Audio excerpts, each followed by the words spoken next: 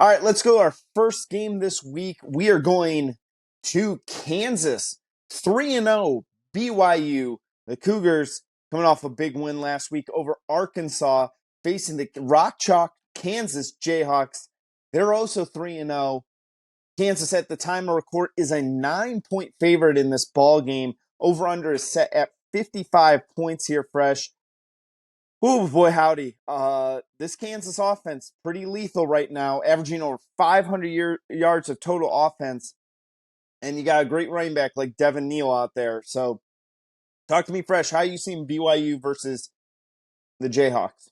Well, I think this game obviously starts and ends with the two quarterbacks. Slovis, they both have had different routes. Slovis started out with big, a lot of stars, a lot of hype at USC, got injured, made his way to Pitt last year, less than spectacular, I think is probably the best way to put it.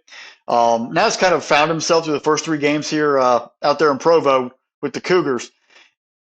They went into Arkansas last week, I think shocked everybody. No one really, the BYU was kind of muddling through the first two games, no one really to expect. And they were physical, they scored points, kind of turned the page and probably got people's attention.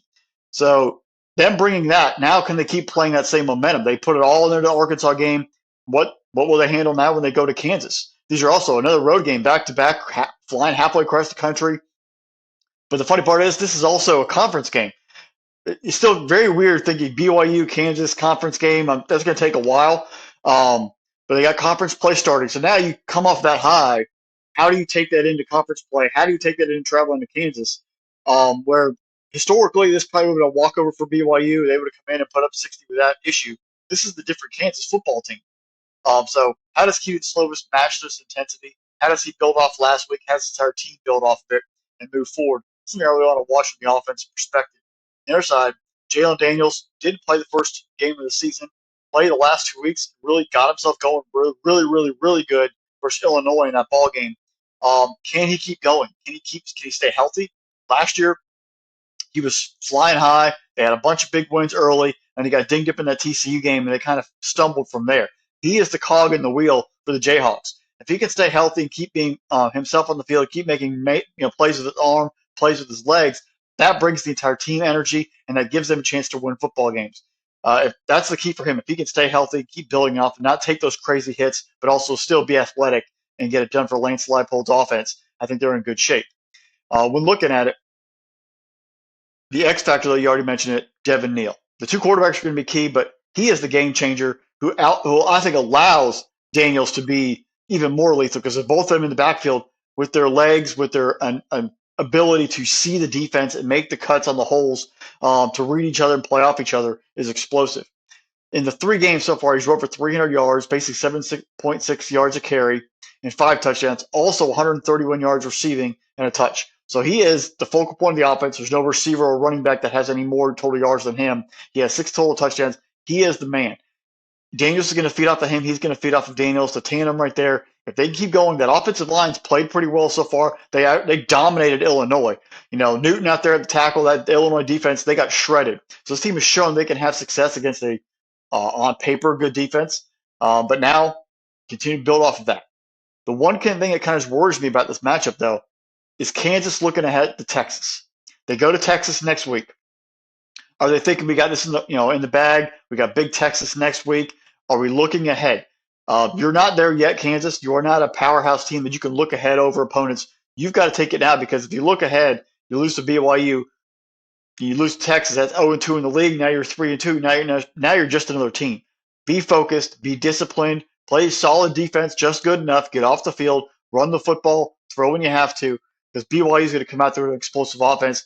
And those teams, they are always disciplined, no matter who the head coach is. Obviously, going back in history to Lavelle Edwards, they are explosive on offense. They're going to throw the ball around. They're going to play physical, disciplined football. You've got to be able to restrain yourself, be prepared for an onslaught, be prepared for a wave, maintain all 4 quarters, and win the football game. But in the end, it's going to be done on the ground. You're going to have to run the ball, maintain the clock, control the clock, and you win the football game. 9 points is a lot. It's a lot. But you know what?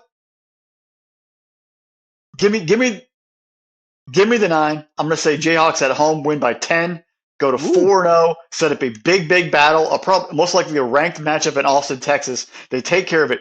BYU comes out early strong, but Kansas finds a way to make adjustments at halftime and run it down their throat in the second half, get a 10-point win. The over will hit because they're going to be scoring back and forth. It's going to be an exciting football game. Tune in for that one, folks. But the Jayhawks are going to get it. They're going to cover the spread, and they're going to get a dub and go to 4-0. Fresh, you made some great points here. This Kansas offense is lethal, and they've done a great job. Daniels has looked phenomenal in the 2 games he's played. Neal is running the ball. He's got over 300 yards so far. Found the end zone 5 different times. And they got this defensive lineman who I'm pretty high on. 3 sacks already early on the season. Guy's been a wrecking ball in the middle of that K-State Kansas defense. So there. The thing that is a little weird for me, though, Kansas has forced 5 fumbles on the year, hasn't recovered a single one. And they need to really increase on the turnover battle here because you're going up against a BYU offense. And if BYU can kind of make this game very similar to the Arkansas game. Now, I don't think Kansas is going to give them 14 penalties for like some weird amount, like 140 some yards in penalty yardage. I don't think you're going to get that. But BYU is a very balanced offense. They're not the same teams we saw with, Zach Attack a couple years who's slinging the ball all over the place. You talk about the running game that they've had. They're becoming a little more balanced on the pass and the run here.